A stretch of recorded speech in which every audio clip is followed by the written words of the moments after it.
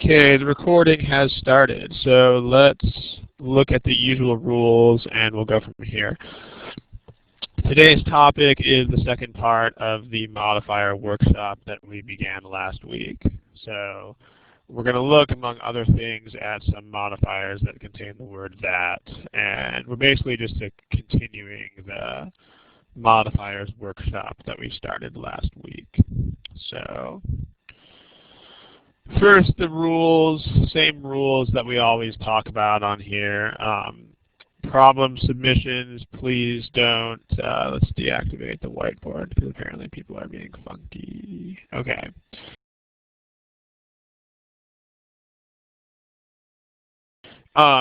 Please don't submit problems that are too general, but also not too specific.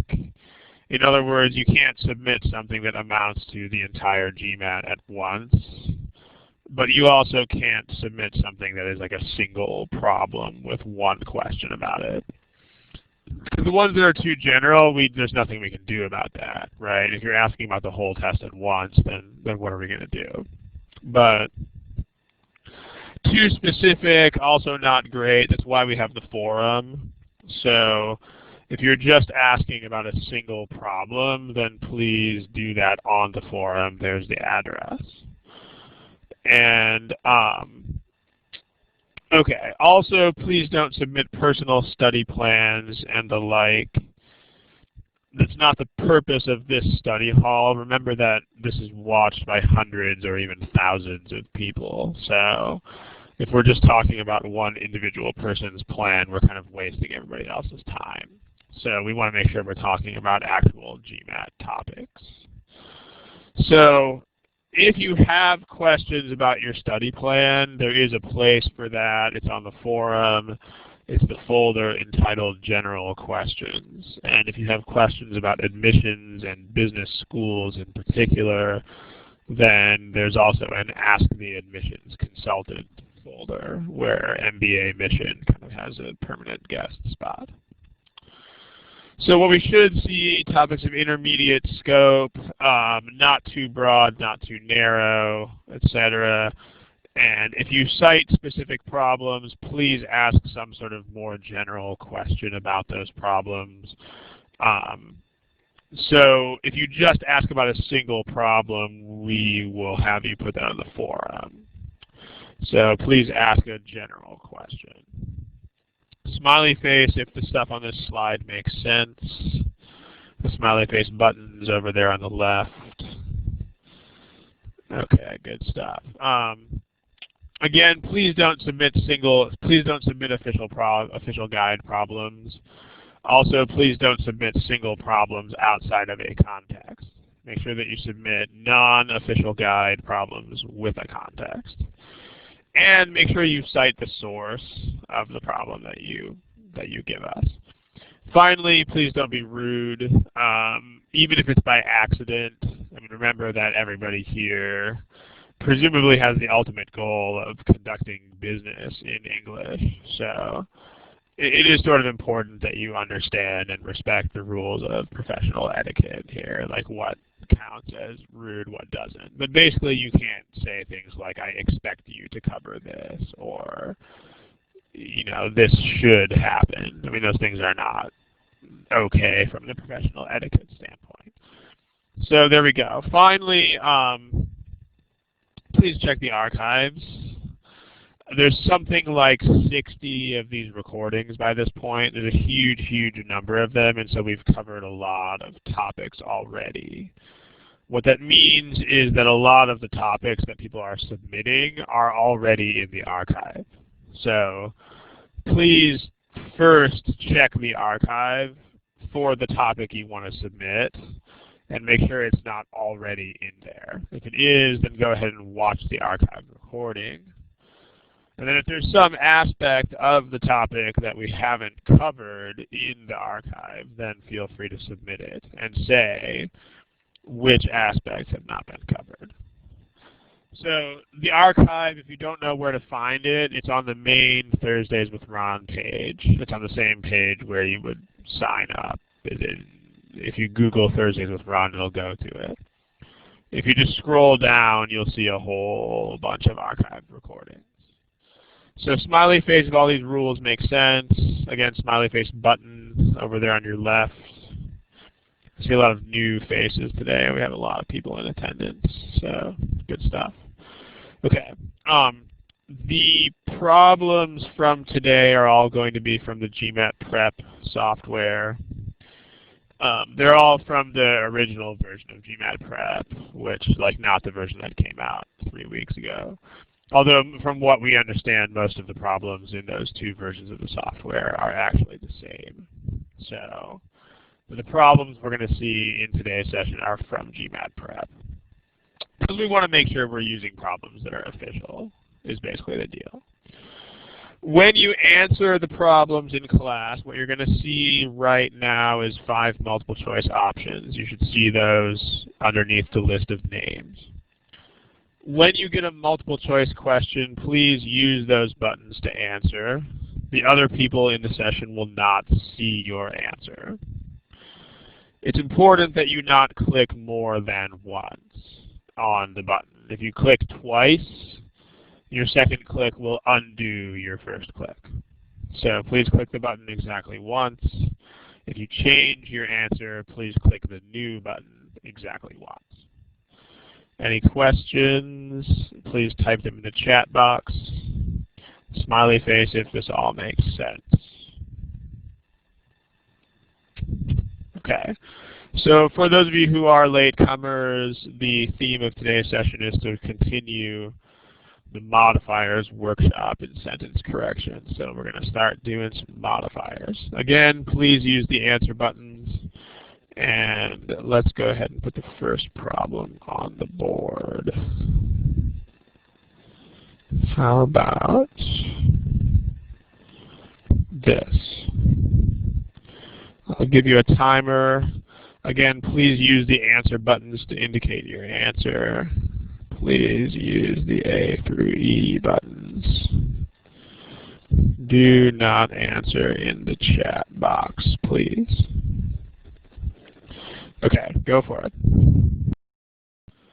Okay, that's time, so please indicate an answer pretty soon. Remember, this is the GMAT. This is a test on which you have to pick something, even if you are totally guessing. Like, there's no option of not picking an answer. So keep that in mind, please. So if you are Amika or Ari or JT or Vishal, please pick something.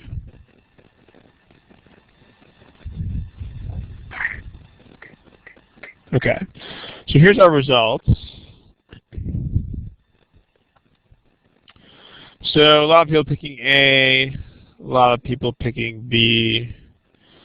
Let's talk about it.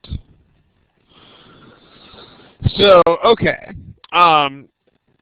let's talk about the distinction at the front of the sentence here, which is this modifier thing that, it's actually not a modifier in this case, this is a clause, but let's talk about this clause starting with that. That creatures of the seabed were suffering versus creatures that were suffering. Let's have a little chat about that. Okay. So the person who wrote me a message, I got you. All right. What's going on with that distinction? Can anybody tell me?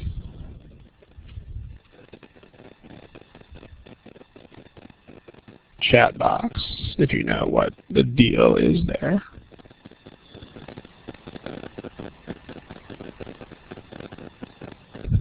So, right, the question is, what did the study reveal? I'm glad that you guys are not just calling this an idiom, because it's not just an idiom. So, the question is, what's the difference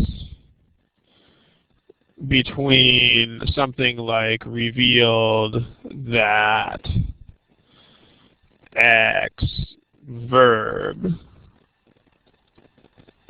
versus revealed some noun X. Like, this is not an idiomatic difference. Like, you can reveal that something is true, and you can also reveal some noun or something. So, I mean, let's here are two correct instances of this same sort of thing. Like, instead of the word reveal, we'll use the word indicate, but it's the same kind of thing. So here are two correct sentences. The first one is this: the map, the crime map, indicates that violent crime is increasing at various locations in the city. Another correct sentence is the crime map indicates the locations of various violent crimes in the city over the last couple of months. So both of these are actually correct. So let's talk about the difference in what's going on here. We have indicates that violent crime is increasing versus indicates the locations. Like, what is this? What's the difference here? One of the posters is talking about, I actually don't know what relative pronoun means. I would have to look that up. So, but it's not really a grammar issue. So it's not the kind of thing where you have to know terms like relative pronoun or whatever. A couple people are saying the subject. What do you mean by the subject focus is different? Like, what, Blesil, tell me a little bit more. Yeah, I like what this poster put, indicates something that is explained in a sentence. Like, if you, let's put that up there. When you use the whole clause like this is what the user C Ying here is saying. You use this kind of construction when you're talking about the actual entire idea of this clause. So, to refer to the entire, I mean, that's basically the way I can explain that. To refer to the whole idea of this clause, you use that plus clause. Versus if you are actually just talking about this noun, then you can just use the noun. I mean, there's some modifiers that are attached to that noun. But the idea ultimately of that sentence is the noun, like it's actually the locations that are on the map. So if the actual noun is the focus, then it's okay to use the noun.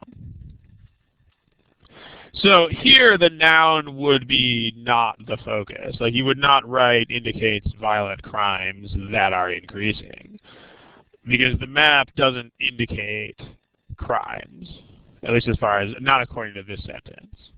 According to this sentence, the map just shows the idea that crime is going up, but it doesn't actually show crimes. So whereas in this sentence, the map actually shows locations. So if we apply the same sort of idea, so that's very well explained. Like, people who posted in the box, thank you, nicely done. If we look at D and E here, let's look at that idea.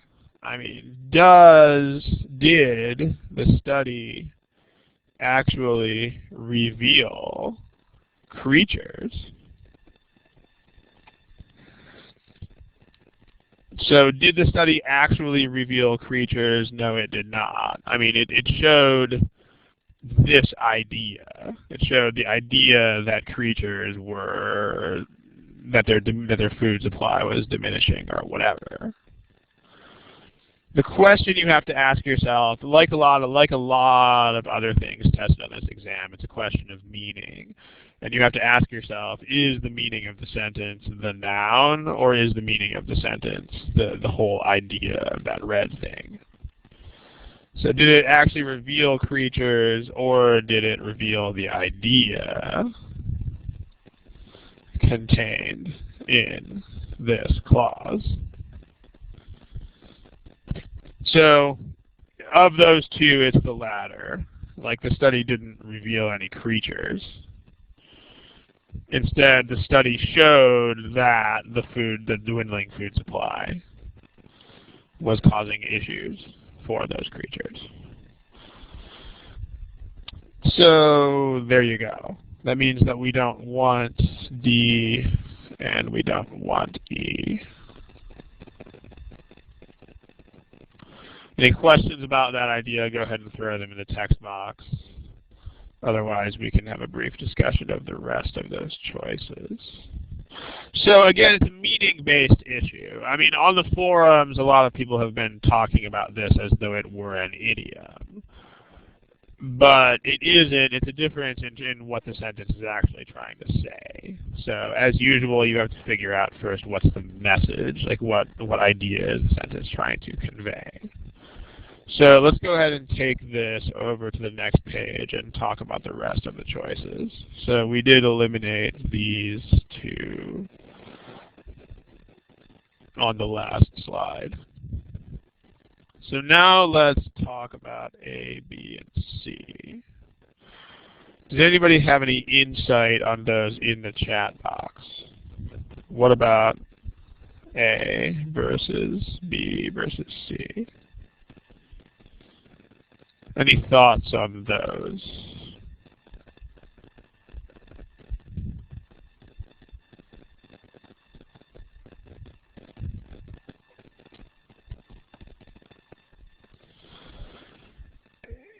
Yeah, Shy T has it. I mean, the main idea here is, again, it's meaning. It's like, what's the message? Like, what are we trying to actually convey?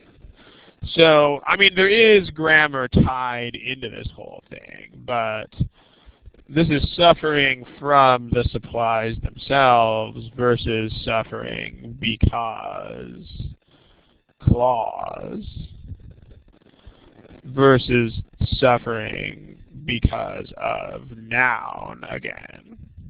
So it's not, there's no word that in front of this time, but it's basically the same idea, right? Like, this is a noun. This is a whole clause or idea, and this is a noun again. So even though the word that is not here, but this is the same idea tested on the previous slide. It's what do we mean again? Like, what's the message? So, were the creatures actually suffering from the supplies, which would be the noun, or were they suffering because of the idea contained in that clause? Were they suffering because the supplies were running down? So if you realize this is the issue, it's probably pretty clear which way this one goes. It's not, the supplies themselves are not the cause of the suffering. The suffering comes from the fact that the supplies are being depleted. So, same sort of idea as the previous one. So the ones that say they were suffering from the supplies are inaccurate, but they were suffering because those supplies were running down. That's the idea. Any questions about that distinction? If you have a question, go ahead and throw it in the box. I see a couple people typing. While people are typing, let's go ahead and put a general sort of takeaway on the board here. So what should you get out of this? If you see a distinction between a noun and a whole clause, ask yourself, what's the message? Like, are we talking about just the noun? Or are we talking about the whole clause? So it's not, again, it's not a difference that you can memorize. Like, you have to understand what it is that the sentence is talking about. So ask yourself, what's the message? Are we talking about the noun, or are we talking about the whole clause? Also, let me give you guys a little bit of a hint as far as how you can better learn about this stuff too. So let's take this over to the next page and talk about it real quickly. One of the best ways that you can teach yourself to use these kinds of things better is to make your own examples. And what you might find most helpful, so what you might find especially that you might want to do, is to create contrasting examples using similar topic ideas in order to highlight the differences between the constructions. So let me give you an example of what I'm talking about. Like, if you say, here are two sentences. Again, both of them are correct. Historical data show that many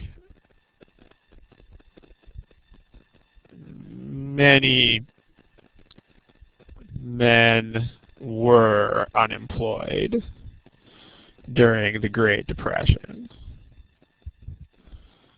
versus these old pictures show many men who were unemployed during the Great Depression. So these are both correct because these both mean what we want them to mean. Like, what do the pictures show in this sentence? Well, I mean, a picture can't show the idea that men were unemployed, right? Like, the picture has to show somebody. So the picture actually shows men.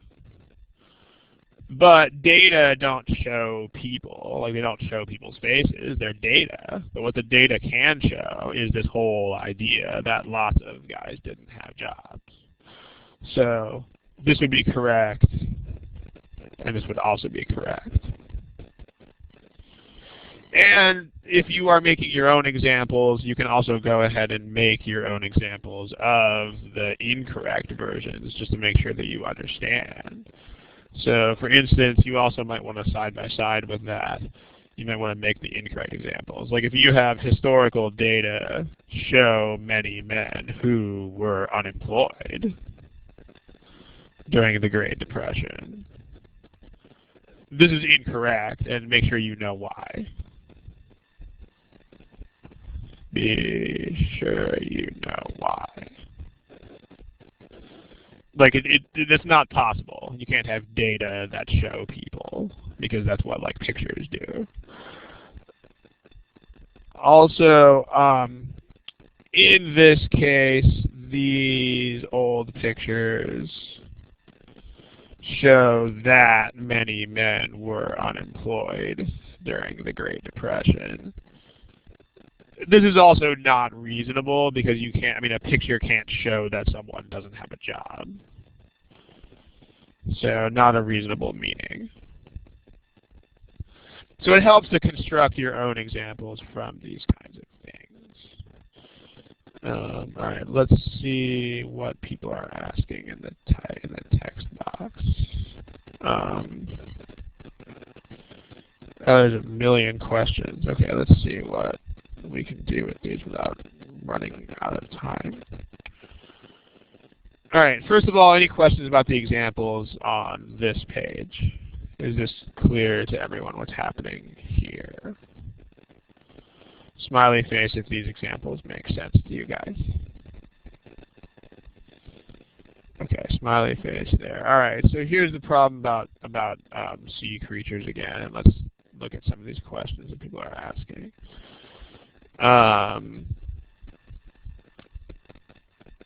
Here's a question.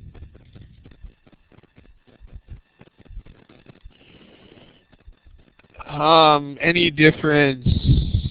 Does B/W mean between? That's not something I've seen before. I mean, from context, I think it's pretty clear that it means between, but I've never seen that.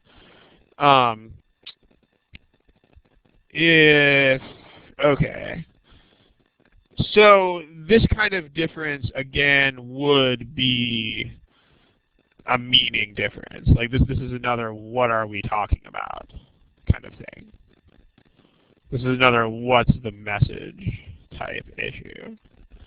So, I mean, it depends on what you're talking about. Like, increasing is not a standalone word.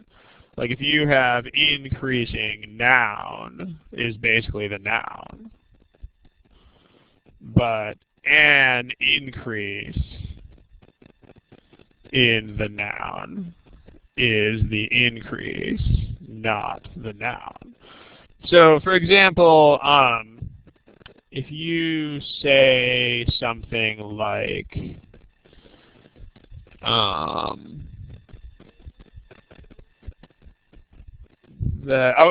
here are 4 more examples of this kind of thing. So, the increase, or like political situations in the Middle East have caused an increase in gas prices versus political situations in the Middle East have caused increasing gas prices. And then the increase in gas prices has caused or is taking up a larger and larger portion of the average American family's budget versus increasing gas prices are taking up a larger and larger portion of the average American family's budget.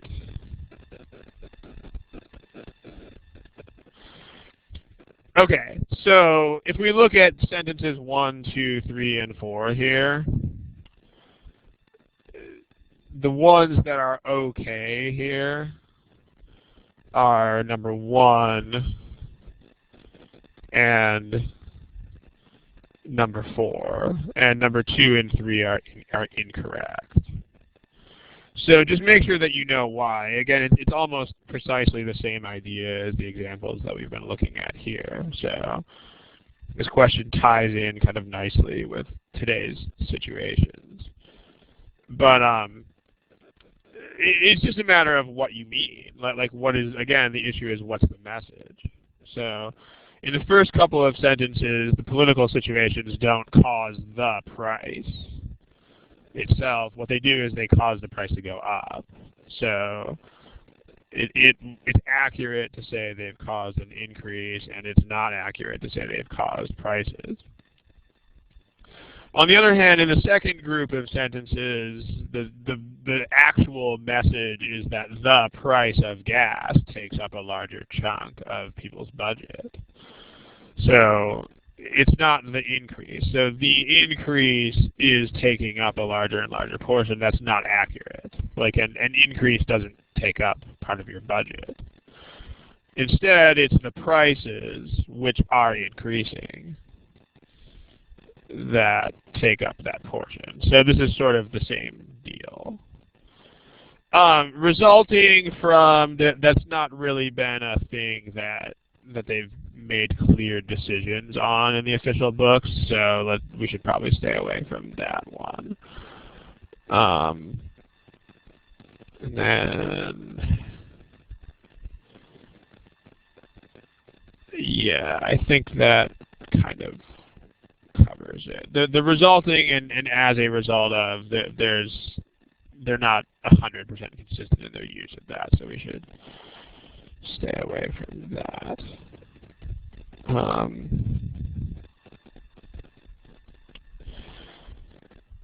Question about aggravating health conditions in the text box. So seeing, this is another example of the same sort of thing. So can I say the patient is suffering from aggravating health conditions? I think this is a pretty clear-cut situation. I think that it's the health condition that's causing the suffering. Like, I don't really see an ambiguity here. Like in this situation, the health condition itself is causing the suffering. Like it's not the fact that the health condition aggravates the person that makes them suffer. It's the actual health condition. Right? Like if I don't know, if I have an injury that is painful, like it's actually the injury that causes me pain. It's not the fact that the injury is painful that causes me pain. I mean, that sounds like a subtle difference, but it's not really. Like it's the actual injury that's the issue.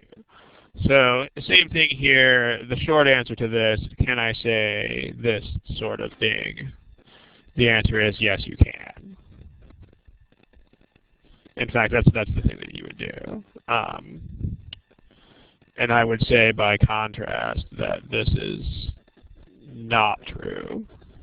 Because this abstract idea is not what the patient is suffering from. Like, the patient is actually suffering from the health condition itself. Like, the disease is directly making the patient suffer. So there's that issue. Okay. There's a couple other people typing stuff. So, Katie, no, because that's still the supplies. And even though the supplies are dwindling, the supplies are not causing the problem. It's kind of like this example. It's like the second sentence out of these four in response to Katie's question. I mean, the idea is not the prices, just like the idea is not the food supplies. It's the suffering comes from the dwindling of those supplies, just like the political tensions are causing the increase. I mean, you have to ask yourself, is it the noun or is it not the noun? If food supplies don't cause suffering, then they don't. So, okay. No one else is typing, so I think we can escape from this problem while we have the chance. So let's look at another one. Let's look at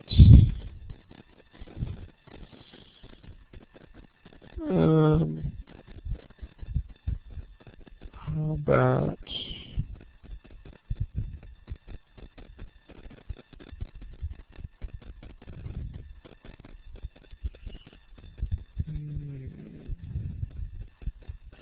this one? Okay. Clear your answers. Please use the answer buttons. I'll give you a little bit less time here because it's a shorter sentence. So please use the answer buttons, the A through E buttons, to indicate your answer. Thanks. All right, go for it.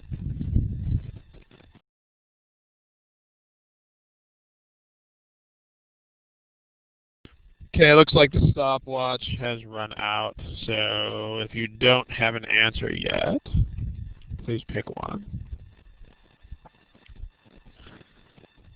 Okay. That means Dilip. You gotta pick something here, my man. Remember on the GMAT, okay, there you go. So here are some answers. Remember, it's a test where you have to answer it. Wow, that's a strong majority. Okay. Well, let's take a look. So radiocarbon dating shows or suggests or indicates, again, notice the difference, suggests that clause versus suggest at least a portion, which is a noun. So it's not an idiom. Again, the idea is what's the message. So do we want the whole idea of the clause, or do we just want the noun? So what's the message? Like, does radiocarbon dating, like what does that actually suggest? Well, does it suggest the noun, which would be, i.e., does it suggest the actual portion? Or does it suggest the idea of the clause, which would be, does it suggest the idea that part of the area was ice-free? So, well, I mean, you're looking at, you have to understand the message of the sentence. It's not the noun, because, I mean, it doesn't, like radiocarbon dating doesn't give you geographical locations. Instead, it's like the message of the sentence, and I mean, again, there's no like formula for figuring this out. You just have to kind of read it the way that you would read these ideas in a magazine or something. Like the message of the sentence is definitely that, you know, from looking at a bunch of fossils, scientists figured out that there were some parts, like that there existed some parts of the coast that were ice-free. Like the fossils don't give you a map. Instead, it's just they figured out that there were parts of the coast that didn't have ice. So, all right. That means we don't want suggest at least a portion. So these don't make sense. Any questions about that?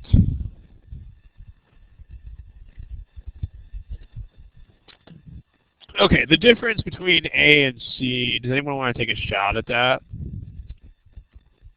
Not a major topic here, but does anybody want to? This will disappear for a second. Does anybody want to take a crack at, it's not a subject-verb agreement issue.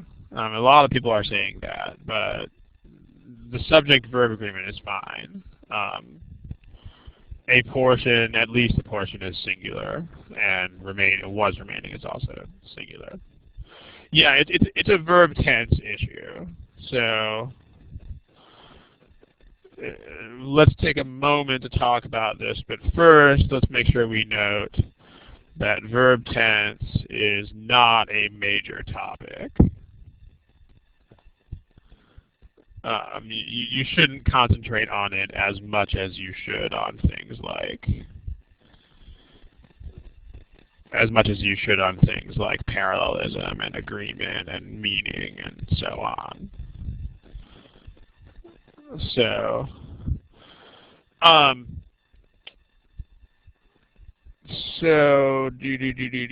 that subject verb agreement. Haha, I'm being stupid. Okay, I thought you guys were talking about this. So, yes, I did not even see that. So we'll talk about this verb tense, and then also, thank you for catching that. More obviously, there's suggest versus suggest. I don't know why I didn't see that. More clearly, thank you for seeing what I'm apparently not seeing. Subject-verb agreement, thank you. Yeah, it's radiocarbon dating of a bunch of stuff suggests. It's one of those days. Not suggests. So that's one reason to kill A right there. It's actually good that we're seeing that, because this is what I mean when we say, yeah, exactly. It validates what we said about verb tense. When we say it's not a major topic, this actually means two different things. The first thing that it means is that it's not tested that often in the first place. But more importantly, number two, it's almost always tested in conjunction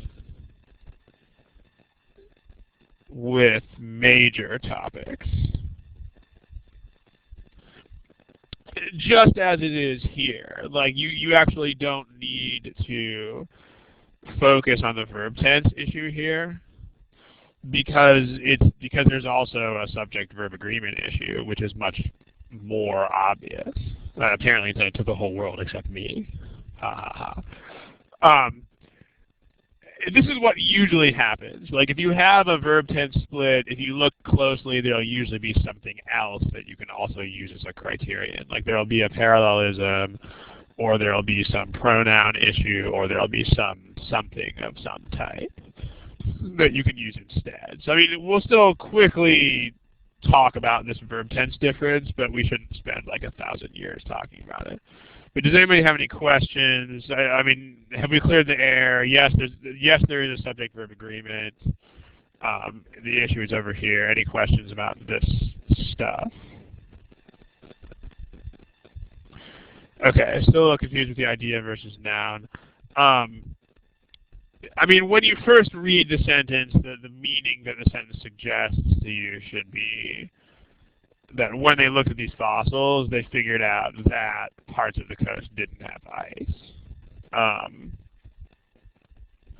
Because it's the radiocarbon dating that suggests that. Like, if you, radiocarbon dating doesn't serve as a map. Like, it's the dating of the fossils doesn't serve as any kind of map here. So if you pick the ones that are B, D, or E, you'd be saying radiocarbon dating itself, like the actual process where you figure out how old stuff is, gives you a map of the area. That doesn't really make sense. So, okay. This, same sort of deal. Dilip, hope that helps. If not, then what that means is that you should focus a little bit more on what the sentence means when you initially read it. So, yeah. The difference between was remaining and remained is, I don't know the names of these tenses, so we would have to like Google search that or something, but let me just tell you how these things are used.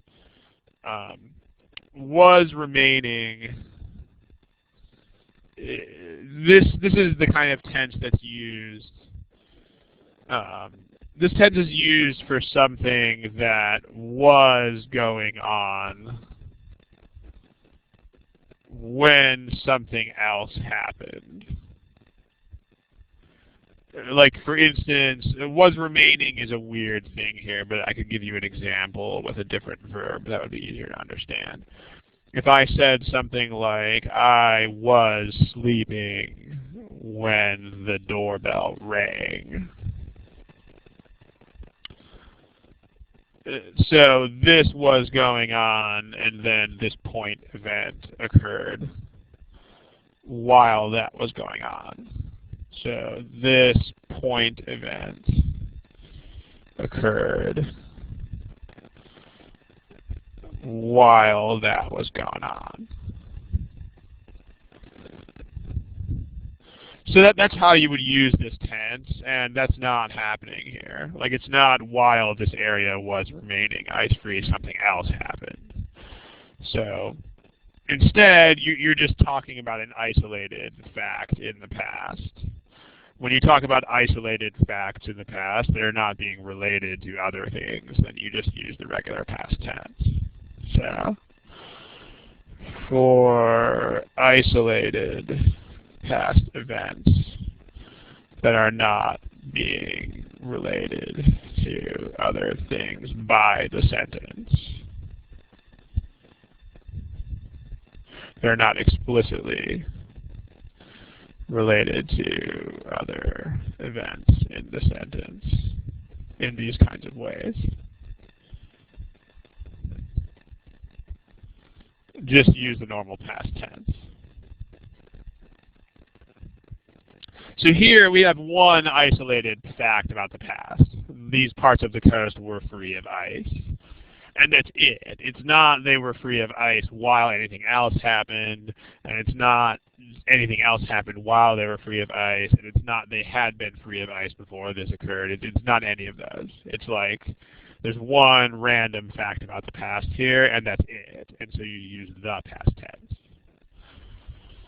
So questions here. Give me a smiley face C thingy if this makes sense. Okay. All right. Satish, the example you have there, I think is in one of our other study halls. I think it's in the study hall that says modifier placement. But the issue in that one is about where certain modifiers do and don't belong. If I remember right, I think we did a whole thing on that, including other examples. So you should check that recording out. Let me just paste that on the board in case people don't know what I'm talking about. So here. Satish posted this example in the chat box. This is a slightly different issue. This is a placement issue. So I don't want to talk about this in this session because we talked about it in the other one. But here, this is a different kind of issue. Because things are moved around rather than changed into something else. So this problem is discussed in the modifier placement study hall. I don't know the exact date of that study hall, but you should be able to search it. So this is not the point right now. Okay, let's move on to another problem. Let's look at I think it might have been the last study hall. Not sure. Not 100% sure. Okay. How about this one?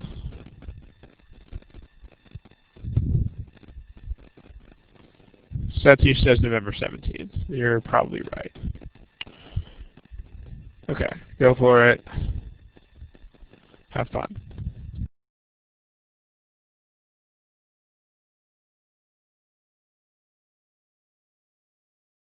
Okay, please pick something here if you have not already.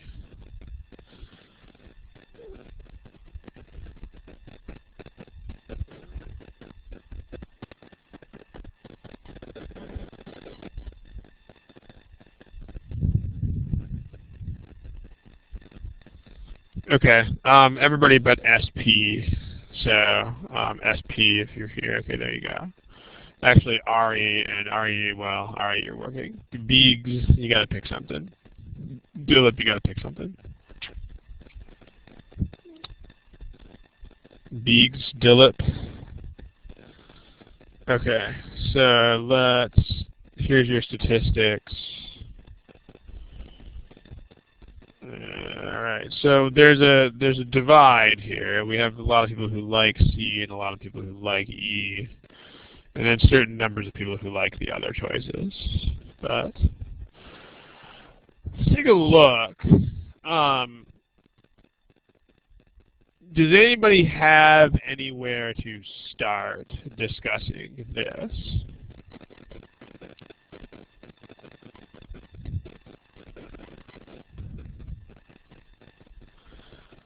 Preferably with some sort of split. Okay, let's talk about subject-verb agreement. The question is, why are we looking at subject-verb agreement? Well, we have a split, right? We have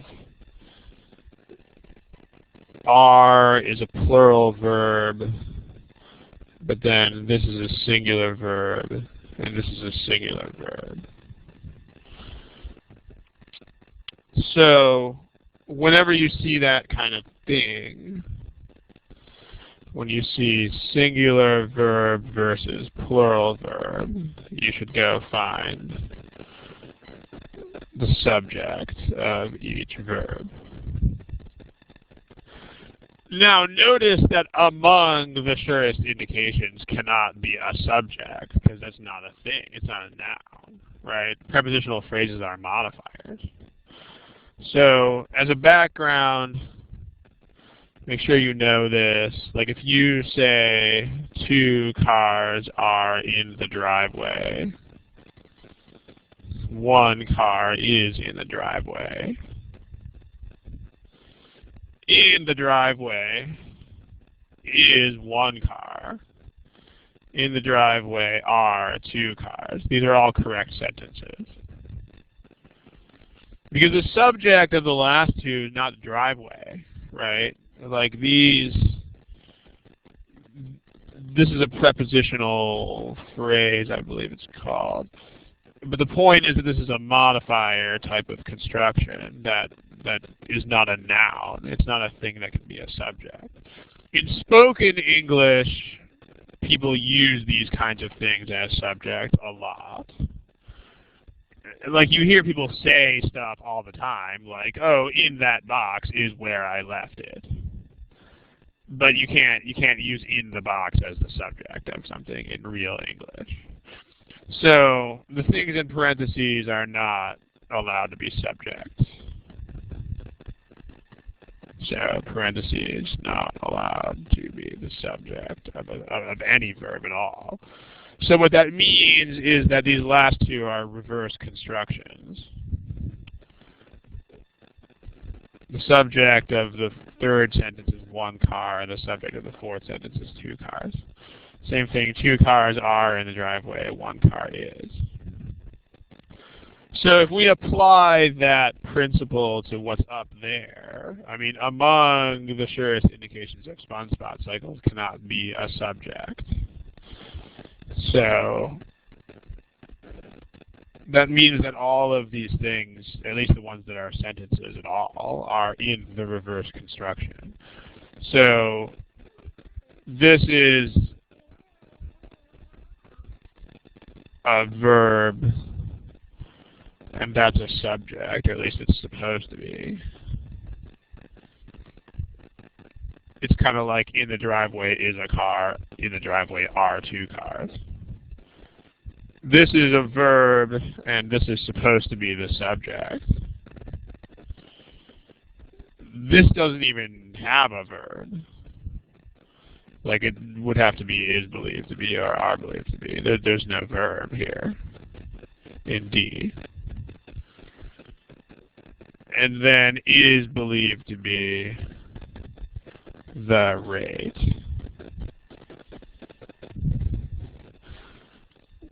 So yeah, D is not a sentence, as Kurt helpfully points out. Provocar, the sentence that you're typing in the box, is correct, and that would be a sentence. So, because a Corolla is among the many cars, yeah. So the ones here that don't work are that one, which is plural, and the rate is a noun, it's singular.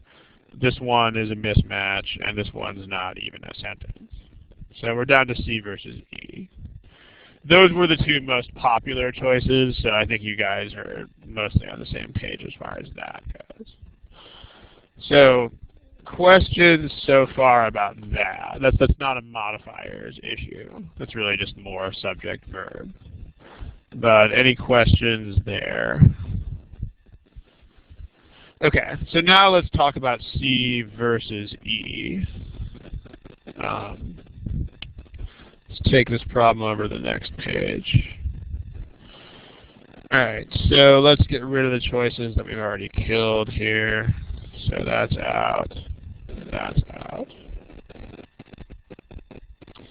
Okay, who can help us distinguish between C and E? Can anybody give a little bit of insight?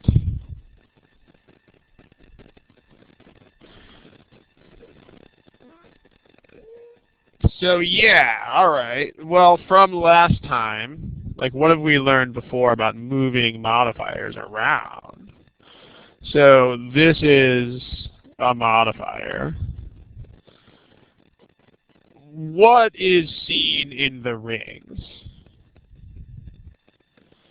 Someone tell me in the text box. Like what's actually seen in the rings in the cross sections of trees?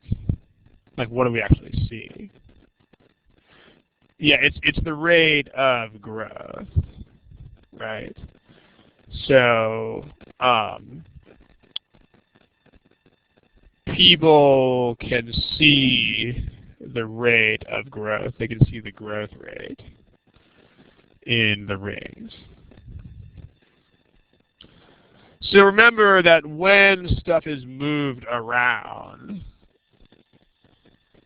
I mean, this is here, this is moved over here. In one of the previous study halls, I think it was one of the more recent ones, but like when stuff is moved around, we talked about that kind of situation. You should ask yourself, it's going to be a meaning-based distinction. Ask yourself, what is talking about what? So that is a description of the rate at which trees grow. So this is really unnecessarily far away from that, and this is right next to it. So that's one strike in favor of E and against C. Like this is way far away from the description. This is right next to the description. Also, what's on Earth?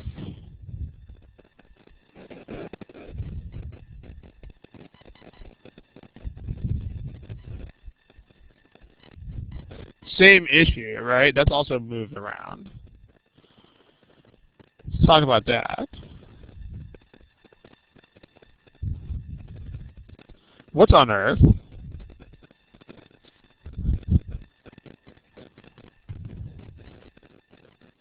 Yeah, it's not an idiomatic construction. Who users saying that it's not. What I'm trying to show you here is it's not at all. It's a placement issue. One of the sentences says stuff that the other one doesn't say. So sunspot cycles are not on Earth. I mean, sunspot cycles are on the sun. So that can't be it. It's the indications, right? The indications are on Earth. And I mean, you really have to understand what the sentence is trying to tell you to make decisions like this. What the sentence is trying to say is, in other words, like you are looking for signs on Earth that will tell you about sunspot cycles, where sunspot cycles are an event that occurs nowhere near Earth. But you're looking for like signs that are on Earth, even though you're trying to investigate an event that is really far away from Earth. And like when you first read the sentence, you should get that meaning. Like it should be the only goal of reading the sentence in the first place is to establish this kind of thing. So it's really important that you do. It's to figure out like what the heck am I even talking about in the first place. So, well, again, let's look at E. Indications on Earth, also right next to the description.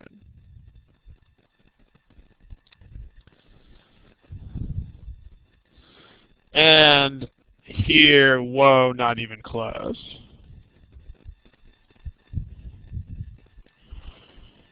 So, not good.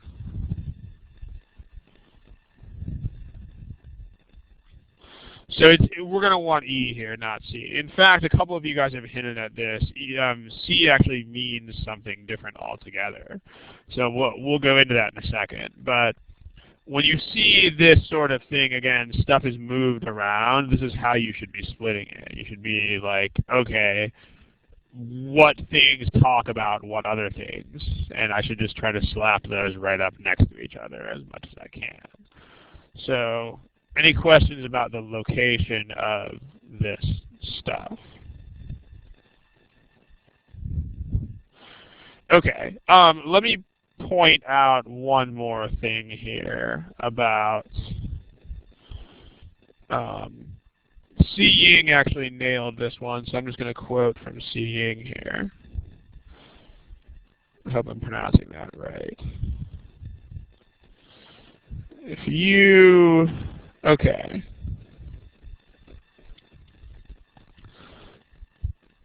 This is a different issue, but it's also worth, as long as we're on this problem, we might as well talk about it. When you, yeah, in choice C, right. Like, if you have prep phrase plus comma plus sentence,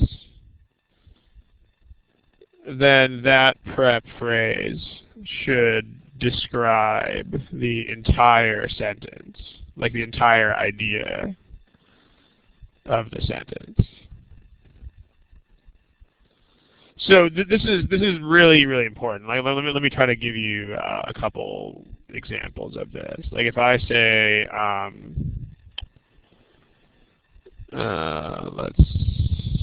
we can probably just move all of this up there.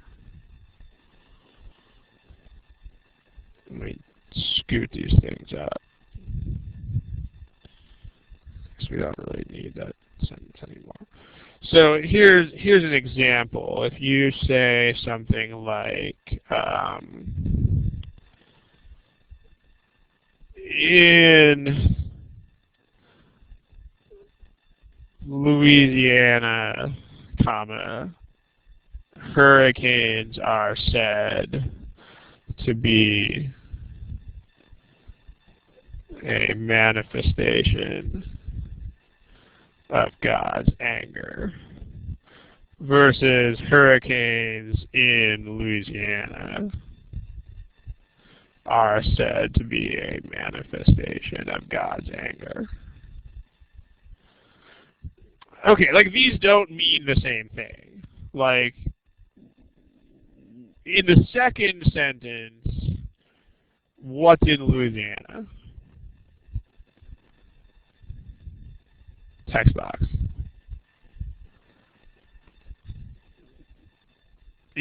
Just the hurricanes, right? So in the second sentence, this means weirdly enough that like if a hurricane is in the state of Louisiana, then people think God is angry, but if the hurricane is in Mississippi or Alabama, then God is just fine. So it's like this just means to hurricanes. This refers only to hurricanes in Louisiana. Like in other words, hurricanes specifically in Louisiana are the result of God's anger. But hurricanes in other states may not be. Kind of weird, but you know, I'm making up the sentence on the spot here, so the best we can do. What does the first one mean though? Like if we say in Louisiana hurricanes are said to be blah blah blah blah, what does this mean? Like what's the difference between this and the other sentence? Yeah, Katie. Right. People in Louisiana think this, but they think it about hurricanes everywhere. Exactly. So yeah. So the belief is about all hurricanes. But the belief, which is the idea of the whole clause, is held, that's what they held, by people in Louisiana. Let's fix that typo. So the same sort of thing here, Seeing is right on the mark with this. Like the other big problem with sentence C here is that it seems like people on Earth think that this is true, but that like aliens on Mars think this is false or something. This doesn't work. But what we're supposed to mean in this sentence is that like among all of the indications that are actually on Earth, this is one of the best ones. Meaning that if you could look at indications like on the sun, you would have a lot better indications because you're looking for sunspot cycles. But if you have to look at stuff on Earth, then this is as good as you're going to get. So that's a good point. And you can also retain this about prepositional phrases out in front of sentences. They're supposed to describe the entire thing. So nicely done. Any questions about this, about these examples, about whatever else? I don't see anybody else typing anything, so I think we're happy people. Okay, let's look at one more problem, and then we can kill it for the day. Actually, before we look at one more problem, well, let's look at one more problem first, and then we'll tie it back into one more thing about sunspot cycles. So here's one more. Please, same drill, use the answer buttons, please. And you know the drill. So here's your timer. Go for it.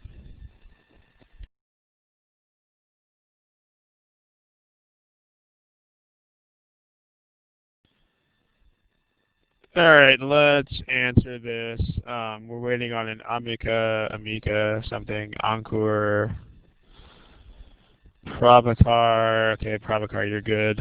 And I think that's it. So let's look. Okay. Here are the choices that you guys picked. Let's discuss.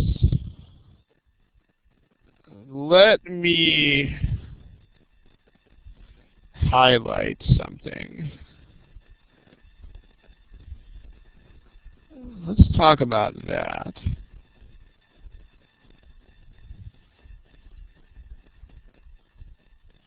How about this? Like, what if you have the noun, that, subject, verb.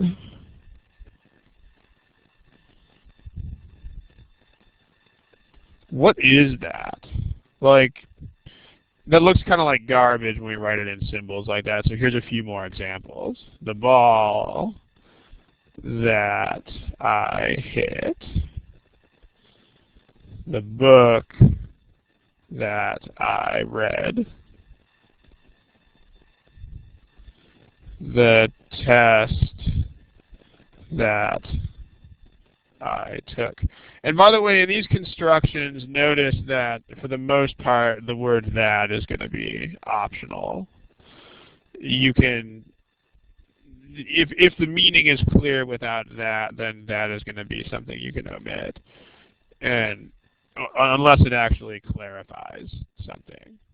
Like, what do all these things have in common? So how does this construction work? So, yeah, I hit the ball is what the ball that I hit means. In other words, if you guys know what an object of a verb is, that's kind of what this is. It means that I did this action to this thing. So I hit the ball.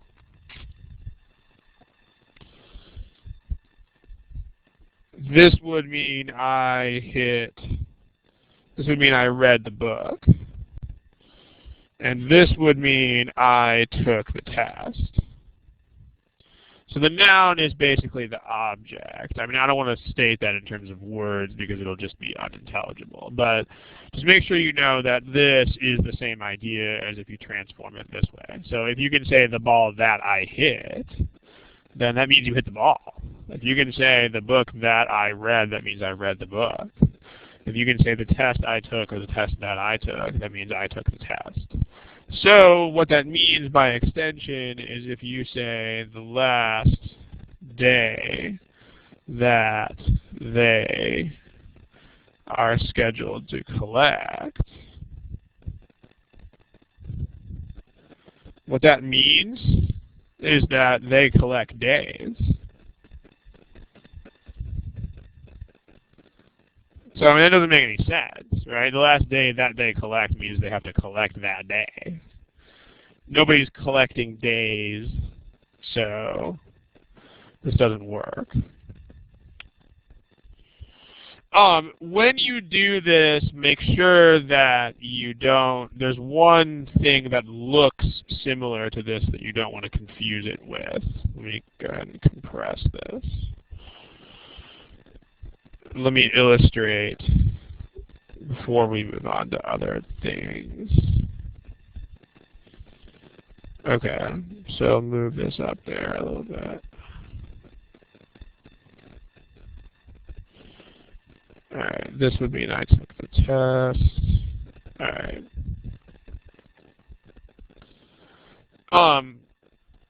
One thing you want to be careful of that looks like this that's different is the following. Don't confuse with like idea that or notion that, etc. So if you say something like the idea that you can jump 10 feet in the air is ridiculous. This is a different thing. Like when you talk about idea or notion or concept or saying or anything like that, then you're describing the idea with the following clause. But there's a big difference here, which is that these are concrete things that are the objects of stuff, and this is not. This is like a concept. So just make sure you notice that both of these are okay. So the idea that you can jump 10 feet in the air is absurd. But the idea that you mentioned in class yesterday is absurd. Like, this is the two different constructions, so make sure that you know both of these are okay. Like, this is, the first one of these is that type of construction. The idea that you can jump 10 feet into the air, like, this is the idea. So on the other hand, this one is an example of the other construction. This is like the book that the ball that I hit or the book that I read or anything. It's all context. As usual, you have to understand what the, like you mentioned the idea. So if you know what object is, that's what's going on. So with things like idea, saying, notion, concept, it could be either of these two things, which could potentially be confusing. But make sure you know how that works. But the last day they are scheduled to collect is out and out not okay, because you don't collect days. And a day is not like an idea or a concept, so it can't work this way. So this also ties in with the last problem, because the rate that trees grow also doesn't work. So that's, you can only eliminate one choice on that, but it's still an elimination, right? Like the rate that trees grow would mean that trees can actually plant rates in the ground and grow them. So that doesn't make any sense, right? Trees don't grow rates. So the rate that they grow, not okay. The reason this is challenging is because people talk like that. Like if you say the day that we met, that's wrong unless you meet days, but people know what you mean. So you can't say the day that we met. I mean, in writing, it would have to be the day on which we met, or something like that. So there's that. Alright. Let me run you through the rest of this really quickly because we're starting to run out of time here, and I'm on a schedule today that's very tight. So you have a comparison here which is unlike most severance packages. So something actually has to contrast with severance packages. So the long and short of that is, what is unlike severance packages? So I mean, it has to be another pay package. So unlike severance packages, workers do this, no. Workers do this, no. The automobile company, no. The company's package, yes. The company's package, yes. We actually have to have a comparison between packages. So that actually leaves us with D like dog. So there. All right. That's the major splittage in this problem. Splittage is not really a word, but you get the point. Those are the major criteria here. So we're going to go ahead and close up shop here in a second. Subtle meaning difference. I mean, I wouldn't really call these differences in meaning subtle. Like, what might be subtle is the constructions themselves. But if you look at the differences we've been looking at in this study hall, the differences are not subtle. Like, if you this was the first problem here. There's a big, big difference between indicating creatures, like actually pointing at animals and saying, look at these cute animals, versus like actually indicating that there's a problem with those animals. Like that's not a subtle difference. Like what might be subtle is the way that the things are constructed, but the meaning differences should be very large for the most part.